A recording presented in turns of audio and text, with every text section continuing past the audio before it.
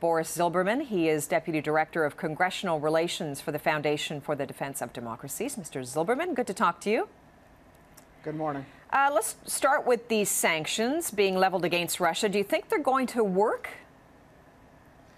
So far, what we've seen is they're working in the sense that they're having negative effects on the Russian economy, but they're not working as far as facts on the ground in eastern Ukraine and on the Ukrainian border, where the Russians continue to build up forces and continue to transfer high-tech weapons to the separatists. So in that sense, no. But as far as the economy, yes. Well, because the sanctions really have been approved, but they haven't really fully been implemented, right? So we've yet to see that. But let's talk about the potential impact of these sanctions. From my understanding, they would largely target and impact the financial sector. I was reading one report today that suggests, people inside of Russia, some of the business community, are worried because this would impact the kind of long-term credit loans they could access. So do you see it, once implemented, really hitting Russian businesses where it hurts, and might that pressure Putin to back away from eastern Ukraine? Well, I think you hit the nail on the head. It's how it's going to be implemented. In what they announced yesterday, there's still some significant loopholes as it relates to European subsidiaries of these Russian banks, so they could still run their money through these European subsidiaries of their own banks. So there's still loopholes, so how aggressive they are in enforcing these sanctions is going to play a big role in what Putin may or may not do, and how he can kind of fend off some of the concerns that are now emerging within his business elite. Right. So I hear what you're saying. The devil's going to be in the details and whether there are loopholes.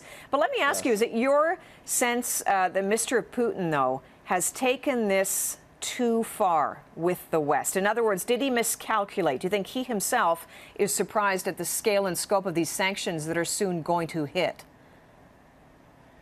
I think yes, but I think cornered Putin is potentially even more dangerous for the West, and that he may double down on his strategy, because he's not one to necessarily back down in these situations where he's built up domestic kind of domestic populace now that's really pro this engagement, and it's going to really be tough for him to back down domestically because of kind of the propaganda he's done to his own people. So the way he figures this out, and what's his off-ramp, as the U.S. administration has said for a long time, is unclear at this point. Okay, so you're saying a cornered Putin far more dangerous. If so, what possible way could he then up the ante himself and retaliate?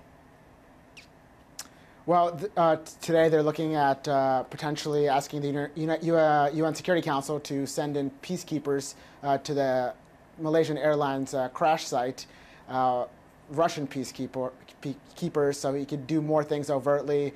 Again, continuing to send in these high-tech missile systems, he could shoot down more planes, and again, just to kind of aggravate the situation, undermine the sovereignty of the government in Kiev, and kind of just continue to do what he's been doing in the face of these sanctions, and kind of basically calling out the Europeans, because the Europeans, while this was a significant step on their part yesterday, have been the ones that have been more reluctant to take kind of the tough stance against Putin because of their energy and economic ties. Well, frightening prospect if you say he could use the guise of peacekeepers to further make inroads into Ukraine. We'll keep watching. Boris Zilberman joining us. We appreciate it. Thank you.